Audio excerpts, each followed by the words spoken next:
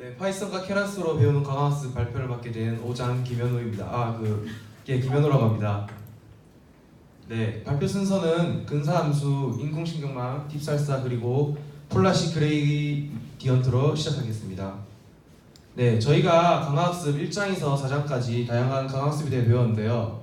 저희 다이나믹 프로그래밍이라는 것은 이제 한국말로 동적개입법이라는데 어떤 복잡한 문제가 있으면 그것을 쪼개서 간단한 좀 문제로 여러 개를 해결하는 방법을 뜻합니다.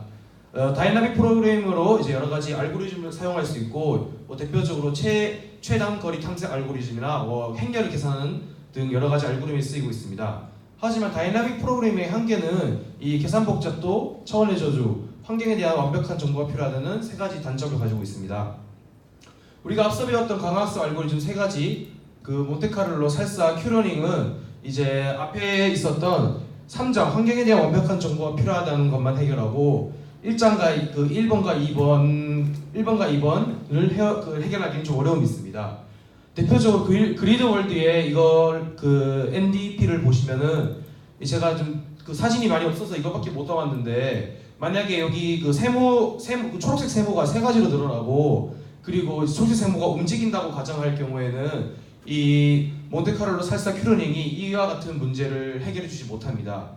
그래서 나온 것이 이제 금사함수라는 건데요. 금사함수는 기존의 데이터를 매개 변수를 활용해서 근사한 값을 근사함수로 뜻하는데 2차원 평변 데이터를 근사한다면 3차원 평변 데이터로 이동하기 때문에 좀 더 값이 풍부해진다는 장점이 있습니다. 이 근사함수를 통해서 이 세 가지 계산 복잡도와 차원의 저주를 해결할 수 있습니다.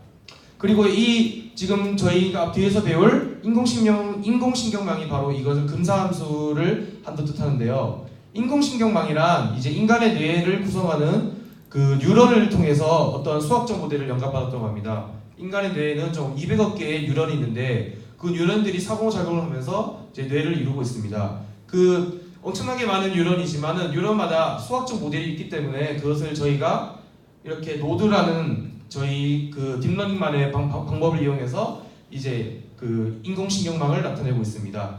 xi 값이 인풋 밸류고 이제 f가 활성함수인데요. 활성함수는 이제 뉴런의 어떤 값을 받아서 그것을 아웃풋으로 나타내는 중요한 함수를 뜻합니다. 노드는 일종의 계층 구조를 뜻합니다. 쉽게 얘기해서 뉴런이 어떤 짜여진 형태를 볼 수 있겠는데요. 입력층, 응립층, 출력층으로 나누어져 있다고 합니다. 활성함수는 노드가 입력을 받아서 그 입력을 가공해 활성함수에 넣는 매개체인데요. 총 세 가지의 노드를 활성함수로 사용하고 있습니다. 첫 번째로 시그모이드 함수입니다. 이제 기본적으로 사용하는 활성함수이고 0과 1 사이의 연속적인 값을 출력으로 내놓는다고 합니다. 이 그래프를 보시면 알겠지만은 그 값이 1 이상을 초과할 수는 없기 때문에 결국 1로 계속해서 수렴하는 것을 알 수 있습니다. 두 번째는 렐루 함수인데요. 이제 선형 유닛 함수로서 입력이 0보다 크면 그대로 값을 출력하고 0보다 작으면 0이 되는 아주 단순한 함수입니다. 대부분의 많은 인공신경망 이제 노드 정책에서 렐루 함수를 많이 사용하고 있다고 합니다. 네, 비선형 함수를 노드에 사용한 이유. 이거 제가 사진을 잘못 떠왔는데 이 선형 함수가 이렇게 짝대기고 비선형 함수가 이렇게 삼각형인 건데 제가 다 짝대기를 긁고 왔어요. 이제 두 계층을 쉽게 구분할 수 있는 건데 이게 예를 들어서 얘가 이렇게는 쉽게 구분할 수 있는데 여기에 만약에 어떤 장애물이 있으면은 이 값을 구분 못한다는 건데 이렇게 제가 사실 잘못 떠와서 원래 이게 이렇게 해야 되거든요. 네, 심층신경망이라는 것은 아까 인공신경망이 여러 개로 층층이 쌓인 건데요. 이게 두 개 이상의 응립층을 가진 인공신경망을 뜻하고 심층신경망을 통해서 이제 다양하고 복잡한 데이터를 특징을 추출할 수 있습니다.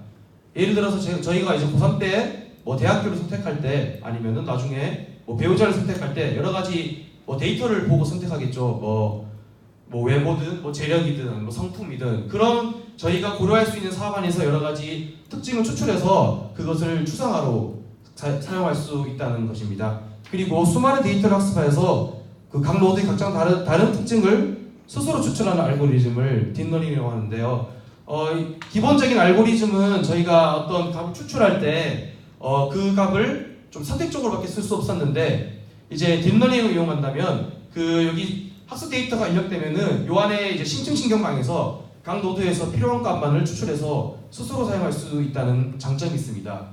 그래서 심층 신경망을 입력이 신경망 들어갔을 때 출력으로 정답이 나오게 된다.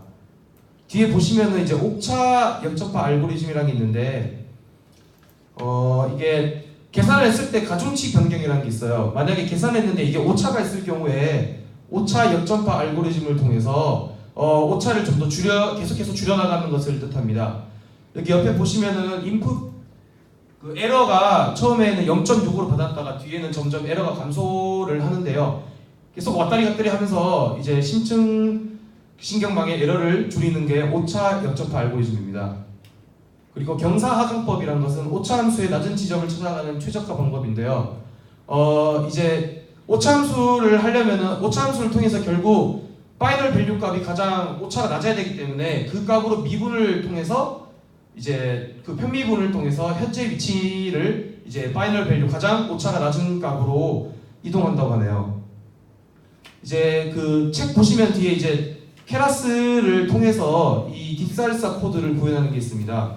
기본적으로 그 여러 가지 라이브러리 중에서 케라스 라이브러리를 다운받고 그 다음에 책에 있는 이제 깃허브에서 들어가는 코드가 많아서 제가 코드를 구현해 보려고 했는데 컴퓨터 문제도 좀 있는 것 같고 라이브러리 설치가 좀 잘 안 돼가지고 좀 잘 못해가지고 그냥 그 인터넷 좀 찾아봐서 제가 그 좀 코드를 복붙해봤습니다.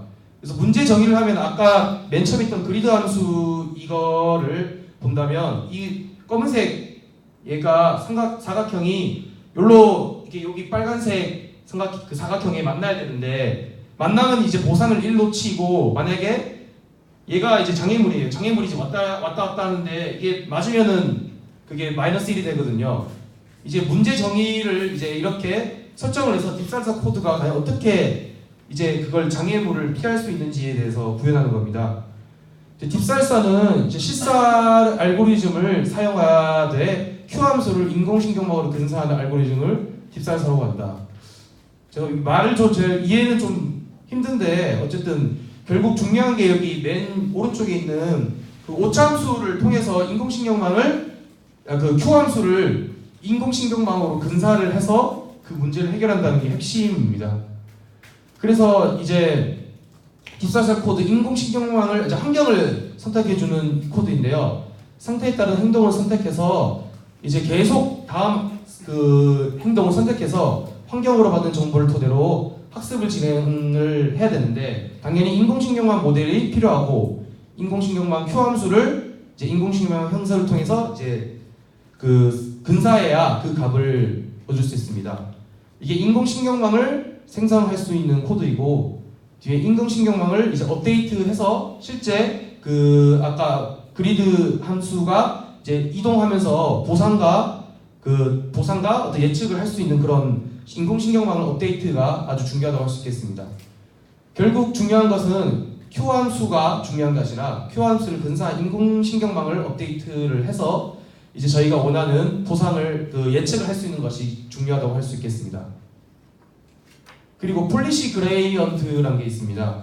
원래 저희가 강화학습의 목표는 누적 보상을 최대로 하는 최적 정책을 찾는 건데 기존의 강화학습 같은 경우는 저희가 보상을 예측을 하는 미리 예측할 수 있는 그런 인공신경망을 업데이트하는 거라면 폴리시 그레이드먼트는 이제 인공신경망의 행동에 따른 보상을 역전파 알고리즘 통해서 전달 학습한다. 이 말은 결국 그 행동을 이제 미리가 예측하는 게 아니라 그 상태에 따라서 바로 행동을 선택하고 그것을 저희가 업데이트하는 것을 뜻하는데요. 결국 폴리시 그레이드 방식은 행동을 선택할 때 확률적인 과정을 거칩니다. 미리 학습에 있는 그 어떤 보상을 예측하는 것이 아니라 저희가 그때 상황에 따라서 확률적인 과정을 거쳐야 되기 때문에 항상 인공신경망이 정책을 근사한다. 원래 같으면 인공신경망이 아까 말씀드린 Q 함수를 통해서 근사를 했다면 이 정책 기반 강화학습 폴리시 그레이언트는 인공신경망이 정책을 근사하게 됩니다. 그리고 원래 강화학습은 손실을 최소화해야 되지만 이 폴리시 그레이언트는 경사하강법 대신에 경사상승법을 사용해서 이제 가장 저희가 보상을 최대화할 수 있는 방안에 대해서 이제 연구할 수 있는 그런 그 함수입니다. 가장 대표적으로 정책 신공망에서 맥스라는 함수를 사용하는데 이제 계산된 확률을 0에서 1 사이고 결국 계속 그 자리에서마다 업데이트를 하는데 모든 확률의 합은 1과 같다. 그리고 소프트맥스가 i번째를 행동할 확률을 나타낸다. 즉 결국 이게 확률을 나타내는 그런 코드입니다. 누적 기대 보상을 최대로 하는 경상상승법 수식. 네, 리월드 값이 결국 가장 저희가 원하는 그 최대 보상을 나타내기 때문에 그 결과에 따라서 합승량을 알맞게 조절을 해야 할 것입니다. 마지막으로 리인퍼런스 알고리즘이 있습니다. 현재 정책이 훌륭한지 평가하는 알고리즘입니다. 예를 들어 저희 100점 만점 시험에서 뭐 평균 점수가 몇 점일지 모르겠지만 뭐 70점이라고 한다면 평균 점수 이상을 받는 학생들은 보상을 받겠죠. 그게 플래시 그레이던트가 이제 보상을 최대화할 거기 때문에 그 정책을 동결할 것입니다. 하지만 만약에 저의 시험 점수가 그 10점이라면은 당연히 평균에 기대를 못하기 때문에 기존 정책 반대 방향을 학습해야겠죠. 그 주어진 상황에서 결국은 마땅한 누적 보상이 있기 때문에 우리는 이를 바탕으로 현재 정책이 얼마나 훌륭한지 평가할 수 있습니다. 그 평균 점수에 따라서 뭐 평균점 70점인데 제가 100점 맞았다면 매우 잘한 것이고 뭐 50점 맞았다면 좀 못한 거기 때문에 그때마다 정책이 얼마나 훌륭한지를 평가하여 좀 더 안정적으로 강화학습을 수행할 수 있게 하는 것이 리인포런스 알고리즘이라고 할 수 있겠습니다. 결론을 보면 이제 근사함수, 인공신경망, 딥살사, 폴리시 그레이던트 이 총 4가지를 이제 발표했습니다. 네, 감사합니다.